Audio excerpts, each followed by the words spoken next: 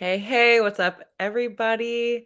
We are keeping this training short and sweet today. It's Christmas week, so we're going to get right to it. Tell me if you're live. Let me know. Give me a comment. Just say, hey, where are you tuning in from? If you're catching this on the replay, let me know. But we're keeping it short and sweet. It's Christmas week. We don't have time for bullshit. And today's topic is super fitting because 'tis the season for all quick fixes, short term challenges, 6 week this, weight loss challenge that, all of the diet culture goodies to be super duper loud this season. Yay. Okay, so we're talking about specifically Dry January, Whole30, why I don't recommend, and we're going to get right to it. As always, you can count on me to be a pretty straight shooter. I'm not going to steer you wrong. I'm going to give it to you straight. We are going to focus on specifically, as always, tips, tools, skill sets, education to create a sustainable path to become your healthiest, most confident, best version of yourself for the long run, not for the short term. So you can keep yo-yoing and getting back on that next diet, that next fad, this, that, the other thing, everything that you've done in the past that has brought you right back to where you are today. And this is the place that you can seek unbiased education, feedback, experience in my niche, which is 12 years in the fitness and wellness industry. I've seen a lot of trends throughout this time, lots of trends, things that have come and gone.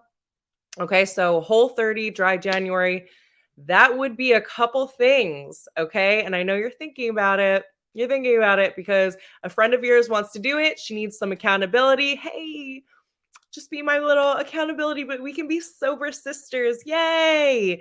Okay. So we're going to break down Dry January first, why I think that it's not necessarily the best solution. Do I think that it's inherently a terrible solution to go alcohol free for 30 days? Not necessarily, but we're going to break down the pros and the cons because what would a dry January and a Whole30 in terms of general messaging when you look at your past patterns, your behaviors, your unique tendencies? If you are somebody who has in the past jumped on a bandwagon, jumped in a 6 week challenge, dropped 20 pounds in 2 months by giving up alcohol, giving up carbs, intermittent fasting, and giving up another X, Y, and Z. Do you think it would be the best move for you to give up alcohol completely in order to achieve a specific weight loss? So I'm going to let that question sink in for you. Do you think it would be the best move for you, knowing your past history, knowing your tendencies, knowing full well you may end up going right back to your old patterns, your old behaviors, your old habits that brought you to where you are today? If you think and looking at your past, you can pretty much predict the future. Okay. When you look at the past patterns, you have a pretty good idea of what the future will look like if nothing changes sustainably. Okay. And typically, with all or nothing behavior, so you have all of the alcohol or none, right? You know, you're an all or nothing person. I hear that all the time. I'm all or nothing. Well, guess what? You're not all or nothing, but your mindset is. So you've determined that you think it's easier to eliminate alcohol completely for a short term period of time than it is to just create some healthy boundaries that you can implement at any time, really.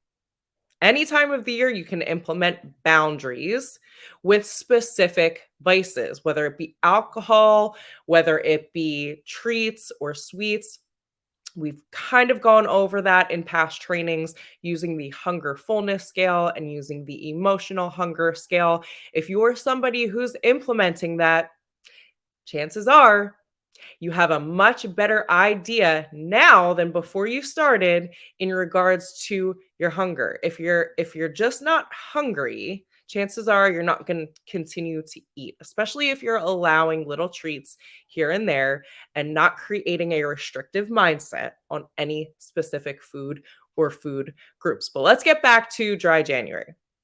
And here's why I don't recommend, because all or nothing behavior gives you permission to be all in for a duration and then full permission to be all out. So, as I mentioned, though I don't think that this is inherently a negative plan, right? To remove alcohol for 30 days, especially if that is the one area that's holding you back.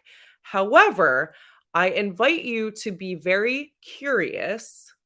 I invite you to be curious before jumping into this. And I would just like to ask some follow up questions for anyone who's thinking about doing a Whole30 or a dry January, just to get you a reset, get you a little leg up. My follow up question number one: how will the next 30 days change your life significantly?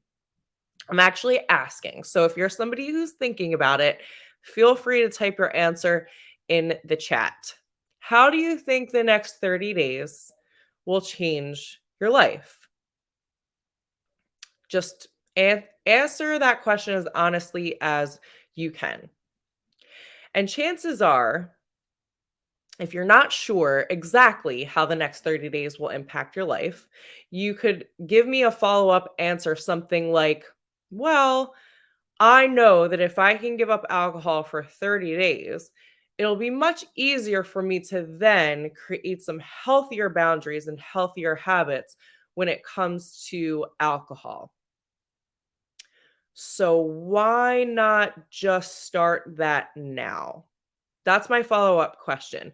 Why not then create those boundaries now, right? Rather than give up alcohol completely for the next 30 days, because here's what typically happens. Okay. I'm just shooting you straight. You go dry January, you spend the rest of February, March, and April making up for all the time that you didn't drink throughout the month, and you go right back to your old habits and behaviors. It happens like clockwork. Okay. Anytime you highly restrict anything, you will binge on that thing in the future. Doesn't necessarily need to be the next 30 days, it can be the next 60 days, whatever.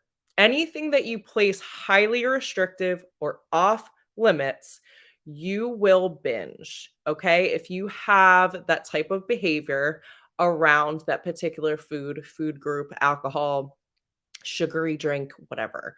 Okay. So here's what I want to encourage you to do instead. If you don't think you could realistically create an allotment system, I like a 3 drink allotment per week. For me, I'm not a big drinker. That's a pretty generous allotment. That allows me to have a midweek glass of wine at home. That's my comfort. I love that. And maybe 1 to 2 drinks on the weekend in social settings. Again, I'm not a big drinker. That works for me. Am I perfect? No. Sometimes I have 2 drinks a week. Sometimes I have 4 to 5 drinks a week. But here's the difference. The difference is that I don't feel the need to ever go overboard when it comes to alcohol, especially when there's social settings. So I'll give you an example. If you have 6 social gatherings on your calendar already and you're a social drinker, you're already getting anxious and worried about how much alcohol is going to be combined in that particular week. So instead of just saying, well, I have 3 events and 3 in-home gatherings with my friends to do a gift exchange or a post-Christmas brunch, whatever it is, whatever. Okay. If you can't pick and choose specifically where you would like to partake in alcohol, then I would invite you to just shoot to become 1% better every single week in that area instead. Okay, so I think it's easier to draw the line and say, these three social events will be out in a restaurant or bar with a million people. I'm going to choose to be like, a little tipsy on those three events, whatever. You don't need to have alcohol, by the way, every time you're around people to have a great time. Okay, that's just the reality. So if you're having friends over, you can still have coffee, tea, or sparkling water and be social, be that social person that you are, enjoy, be a great host, whatever the case may be. But if you don't think you are there yet, you can opt to just be 1% better in this area. So instead of 8 drinks, let's say you take an audit of your last week. Yes, I realize it's December. There's a lot of things going on December and January. That's the reality. We're never going to bypass any of that. Okay. So instead of skipping social events or saying no to things, you could say to yourself, well, maybe at this Christmas party when I had 4 drinks in a row, I could have scaled back and had 3 and then scaled back on this occasion, that occasion, and then shoot to be 1% better every single week. Because I'm telling you right now, if you think that December, January are the only 2 months of your life where you're going to have a shit ton of social events and things on your calendar, you are mistaken. Okay. You are mistaken. So there's always going to be things. We can't always blame the holiday season. We can't always blame the fact that, oh, we're in a restaurant, we're in a bar, we must partake in alcohol. You are an adult, you make your own decisions. And by the way, it's 100% your decision if you want to do a dry January or Whole30. My concern is sustainability. So if you are thinking, I'm going to give up alcohol for 30 days, drop 10 pounds, and maybe give up carbs as well. Well, if you achieved that result, giving up things that you love, then how the fuck are you going to sustain that result? Okay, so I know what you're thinking. You want the result, you're ready to give up things temporarily to achieve the result. What is the point of achieving a result that will 1,000,000% be short lived if you never address the root cause of the behavior and habit patterns that brought you to where you started in the first place? Okay, so those are my questions for anybody thinking about dry January. My other follow up question: what changes do you plan on making for the other 11 months out of the year? Okay, so if alcohol is big for you, if processed foods are big for you, you think maybe a Whole30 is the answer to is the solution to all your problems, whatever the case may be. What changes are you willing to make for the other 11 months out of the year?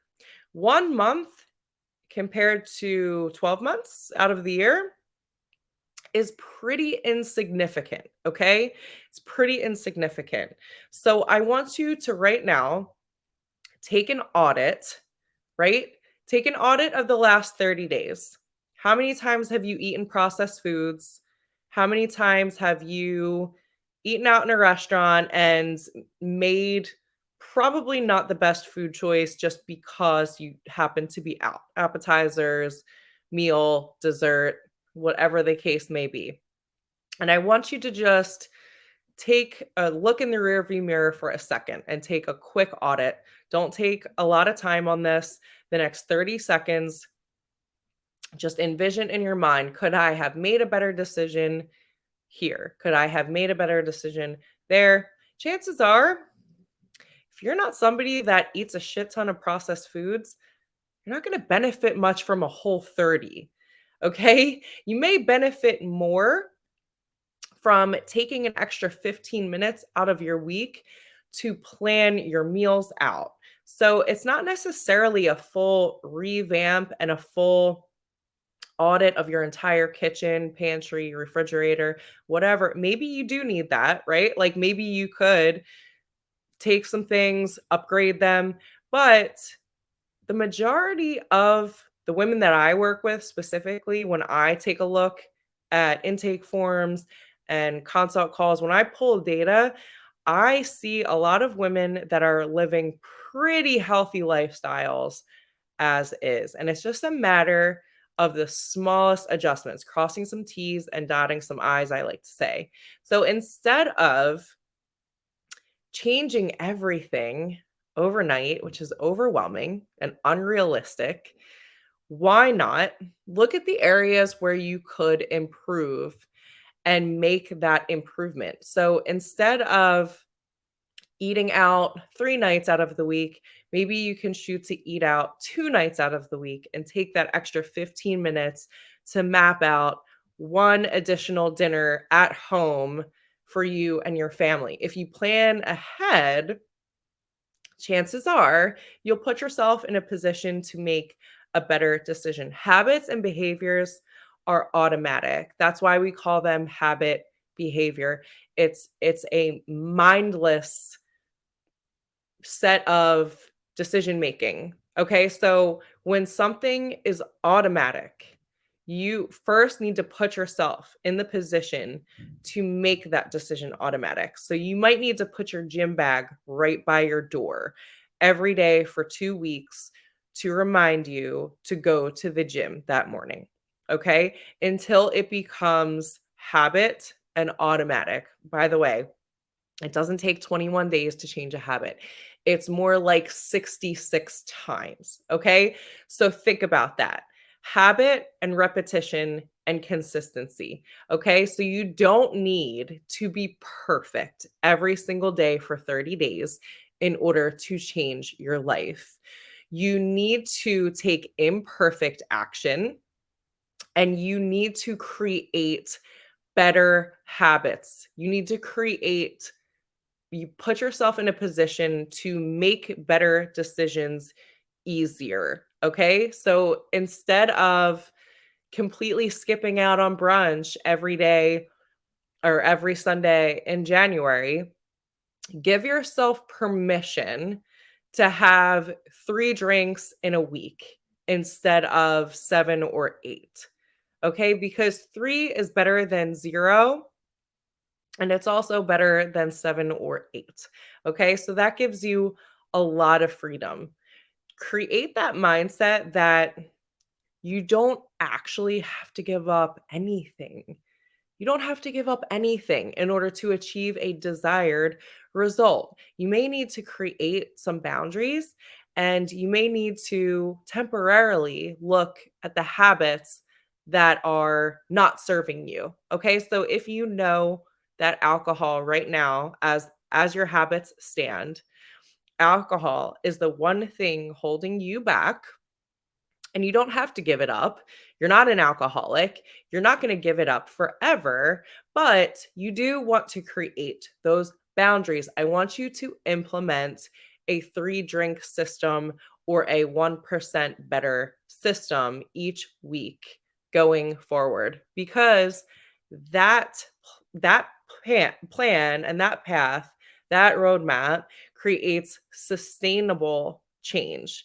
If you're coming right back to the same, oh, maybe I'll do a dry January. Maybe that's the answer to my problems. Maybe I'll do a Whole30. I did a Whole30 in the past and it worked for 30 days. And then I gained all of the weight back. And now here I am in December. And I know I have to do something. And I'm just not sure if that's you and your wheels are spinning and I know diet culture is very loud. It's very, very, very difficult to market to a highly educated individual who understands their unique habits, their tendencies, and knows how to create mindset shifts that are easily able to stick to. Okay. If your journey feels seamless, it's easy to stick to, you're not rigid, you're not doing anything over the top. You're not doing anything drastic. You are more likely to stick to a roadmap that feels comfortable. You don't have hunger, you don't have insane cravings, you're listening to your body's cues, you have a great relationship to food. All of those skills that you can develop will lead you to sustainability so you never have to put yourself in this position ever again. So that's my 2 cents on dry January, Whole30. Listen, if you're somebody that has never meal prepped a week in your life, you know you don't have time to pick organic produce and set up perfect Tupperware containers, 21 of them every single week. Whole30 is probably not going to be the most realistic transition for you. Listen, for some people, that might be great. If you are ready meal prep, if you could literally just improve on certain areas every single week, go for it. For the vast majority, though, it's going to be a complete 180. You're going to get pretty frustrated with it because you're changing so many things overnight, and it's just going to become kind of overwhelming. I definitely recommend taking an audit of your current behaviors, your current habits, okay? Highlight the things that you need to work on.